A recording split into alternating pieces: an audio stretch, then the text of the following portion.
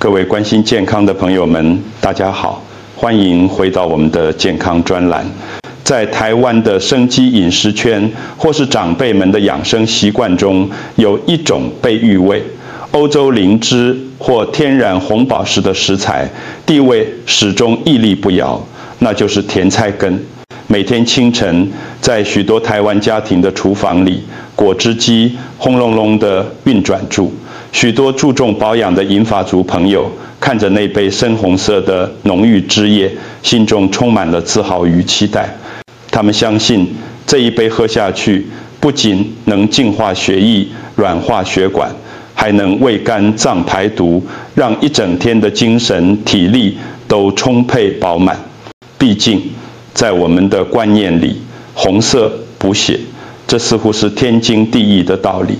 但是，今天我要告诉各位一个鲜为人知，甚至可能会让您感到震惊的医学真相。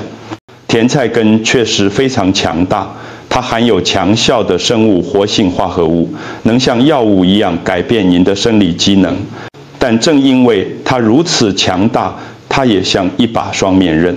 如果您不懂得它的脾气，只是盲目地将它与其他看似健康的食材混合，这一杯原本应该是救命的护心饮，很可能会瞬间转变成一杯损伤胃壁、引发肾结石，甚至导致代谢紊乱的伤身水。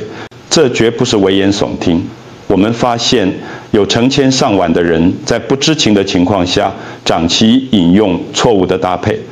这些错误的组合物进入体内后，会产生化学拮抗作用，不仅抵消了营养，还会产生毒素。许多人喝了一段时间后，开始觉得胃、食道逆流变严重了，结石复发了，或是莫名其妙的腹胀、头晕，却从来没想过，罪魁祸首竟然是那杯他们引以为傲的特调精力汤。今天，我们将深入人体的生化微观世界，为您彻底揭露7种绝对不能与甜菜根混合的食物。这份清单中的许多搭配，在网络食谱或坊间流传的养生法中非常常见，但它们对于50岁以上或是有三高问题、肾脏功能退化的族群来说，隐藏着巨大的风险。此外，我不仅会告诉您不能喝什么，更重要的是，我会教您该怎么喝。我将分享符合医学原理的黄金饮用守则，教您如何利用正确的搭配，让甜菜根的效果翻倍，真正达到降压、护肝、回春的效果。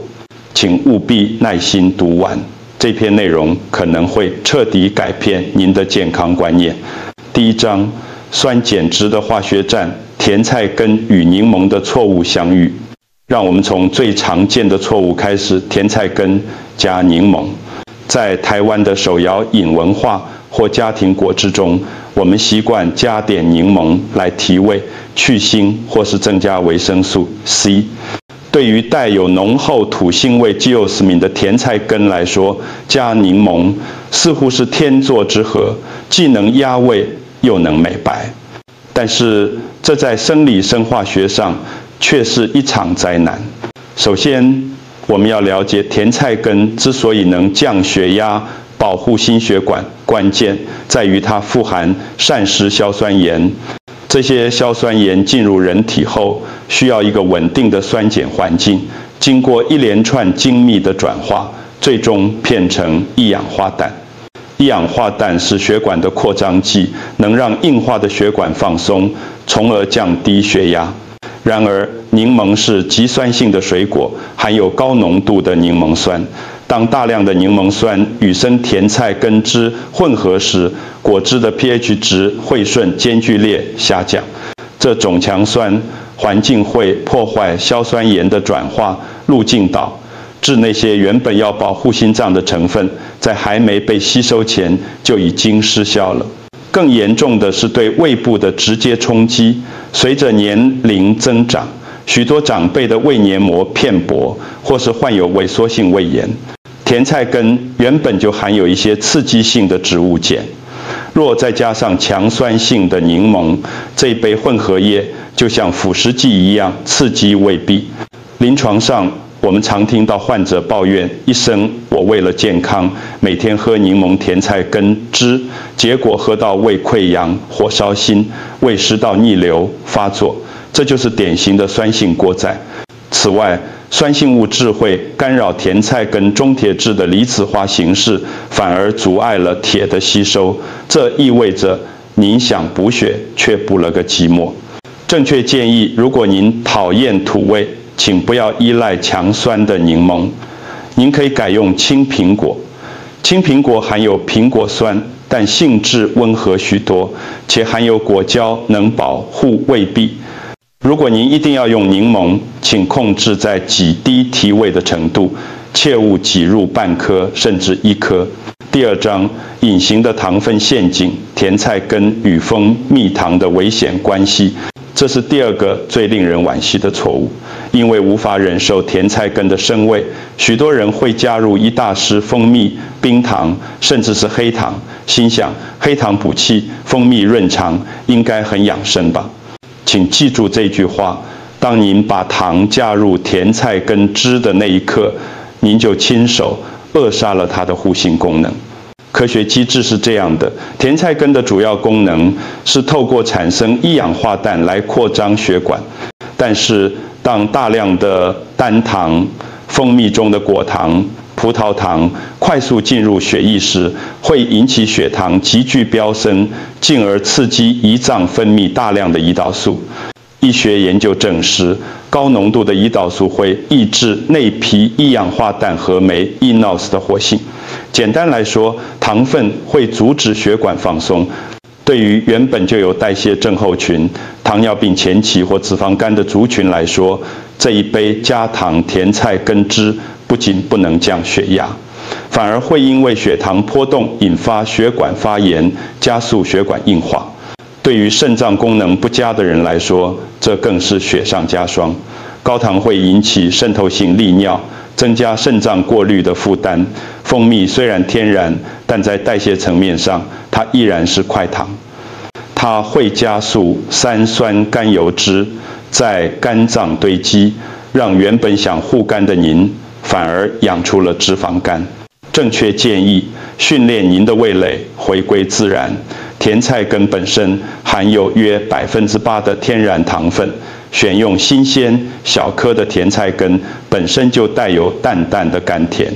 如果您真的需要调味，请使用减法思维，加入少量的胡萝卜或是1片生姜来中和味道，而不是用糖去掩盖。第3章，肠道的发酵工，场甜菜根与柳橙的不消化之谜。甜菜根柳橙汁听起来像是一杯充满阳光的维生素 C 炸弹，对吧？但在中医和现代营养学看来，这却是一杯胀气药水。这牵涉到食物消化速度与酶的冲突。柳橙属于高果酸、高果糖的水果，消化速度极快，而甜菜根属于根茎类，含有较多纤维与淀粉质。当这2者混合进入胃部，酸性的柳橙汁会抑制唾液淀粉酶的活性，导致甜菜根的淀粉无法在胃部初步分解。当这一团未完全消化的混合物进入小肠后，会迅速被肠道细菌发酵，这就像是在您的肚子里酿酒一样，产生大量的2氧化碳和氢气。这就是为什么许多人在喝完这个种果之后，会感到腹部胀大如鼓、频繁打嗝，甚至腹绞痛的原因。对于患有大肠肌躁症 （IBS） 或胃动力不足的长辈，这种反应尤为剧烈。此外，虽然维生素 C 能辅助铁质吸收，但过量的维生素 C， 如柳橙汁中的高浓度，在特定 pH 值下，会干扰亚硝酸盐转化为一氧化氮的化学路径。你以为是强联手，其实是互相抵消。正确建议，请遵守分食养生法。甜菜根汁适合在空腹时单独饮用，以利吸收；而柳橙或其他柑橘类水果最好在餐后食用。如果您想要柑橘香气，可以削1点柠檬皮，不含白色苦味部分，进去一起打，利用精油香气提味，而不要使用果肉和果汁。第4章无效的化学反应，甜菜根与醋的冲突。近年来，台湾非常流行喝醋养生，从苹果醋到各种水果酵素醋。许多人认为醋能软化血管，甜菜根能通血管，加在一起一定是双效合一。大错特错，这是在试管中就能看到的化学冲突。甜菜根最珍贵的成分硝酸盐，在转化为亚硝酸盐的过程中非常不稳定。如果遇到强酸性的醋酸、亚硝酸盐会迅速分解成气体逸散掉，或者转化为对身体无效的化合物。换句话说，加了醋，您就等于把甜菜根最核心的降压灵魂给杀死了。此外，对于许多有胃食道逆流病史的人来说，醋酸加上甜菜根的生物碱会对食道括约肌造成极大压力，引发严重的灼热感。从中医角度来看，酸味具有收敛的作用，而甜菜根的作用是通利，酸性收缩血管，甜菜根扩张血管，这在中医药理上是互相矛盾的，会造成气机紊乱。正确建议，醋是好东西，但请把它留在餐桌上拌凉拌菜或沾水饺。喝甜菜根汁时，请保持中性。如果您想要液体基底，最好的选择不是醋，而是富含钾离子的椰子水。椰子水能协助钠的排出，与甜菜根协同降压，这才是真正的黄金搭档。第5章，蛋白质的凝结悲剧，甜菜根与牛奶的错误结合。市面上有许多网红食谱推荐甜菜根拿铁或甜菜根牛奶，声称这是补充蛋白质的完美早餐。但如果您了解蛋白质化学，您绝对不会这样做。这是一个物理与化学的双重悲剧。甜菜根汁中含有大量的植物酸和单宁酸，当这些酸性物质遇到牛奶中的酪蛋白、casein 和钙质时，会发生蛋白质片性和续凝反应。您可以想象一下，在您的胃里，牛奶瞬间变成了结块的、难以消化的豆花状硬块，这会大幅延长胃排空的时间，导致胃胀气、消化不良，甚至在肠道内溢、肠发酵，引发腹泻。此外，牛奶中的高钙会与甜菜根中的铁质产生钙铁拮抗作用，互相竞争吸收通道，结果是两者都吸收不好。再者，台湾人有极高比例，超过70%，患有乳糖不耐症。随着年龄增长，乳糖酶活性更低。甜菜根促进肠道蠕动，未消化的乳糖增加渗透压，这两者加在一起就是腹泻的保证。正确建议，如果您想要浓郁的口感，或者想要补充蛋白质，请使用植物奶。最佳选择是无糖杏仁奶 （almond milk） 或腰果奶。坚果的油脂能帮助甜菜根中的脂溶性维生素吸收，而且不会产生凝结反应。或者加入半颗酪梨，酪梨的质地能让果汁像奶昔一样滑顺，其 Omega-9 脂肪酸更能保护心血管。第6章，肾脏的隐形杀手——甜菜根与菠菜的结石风暴。这或许是整篇文章中最严肃的警告。特别是对台湾这个喜圣王国的民众来说，甜菜根和菠菜单独看都是超级食物，都是大力水手普派的最爱。但若将它们打成一杯高浓度的生汁，这就是一杯草酸钙结晶鸡尾酒。原因很简单，它们是植物界中草酸 oxalate 含量最高的2种蔬菜王。草酸是一种有机酸，它在人体内非常喜欢与钙结合。当您同时摄入大量的甜菜根和菠菜汁，肠道瞬间充满了游离草酸，这些草酸会迅速进入血液，流经肾脏。在肾脏过滤血液的过程中，高浓度的草酸与尿液中的钙结合，形成坚硬尖锐的草酸钙结晶，这就是肾结石的雏形。对于那些喝水少、有结石家族史或肾功能已经开始退化、GFR 指数下降的长辈来说，这一杯双重草酸饮可能就是压垮骆驼的最后一根稻草。即使没有形成结石，高草酸血症也会引发全身性的发炎，反应导致关节疼痛、结晶沉积在关节肌肉酸痛，甚至干扰粒线体功能。正确建议永远不要将高草酸的绿叶、蔬菜、菠菜、苋菜与甜菜根一起生长。如果您想加绿色蔬菜，请选择低草酸的种类。小黄瓜是最好的选择，含水量高，能稀释草酸，助排毒。西洋芹也是绝佳选择，富含钾，且草酸相对较低。记住，保护肾脏比补充营养更重要。第7章，血糖的隐忧，甜菜根与红萝卜的双重负担。大名鼎鼎的 ABC 果汁 Apple、Beet、Carrot 是全球流行的排毒配方，但我必须告诉您一个不受欢迎的真相：对于代谢功能减退的长辈来说，这个配方需要修正。甜菜根和红萝卜都是根茎类蔬菜，这意味着它们是植物储存能量、糖分和淀粉的仓库。虽然它们生吃时的升糖指数 GI 值不算极高，但一旦榨成汁，破坏了细胞壁，去除了纤维的阻隔，它们就变成了高浓度的糖水。一杯由1颗甜菜根和2根红萝卜榨成的汁，其含糖量可能相当于1罐可乐。对于胰岛素阻抗者、糖尿病患者或腹部肥胖者，将会导致血糖像云霄飞车一样剧烈波动。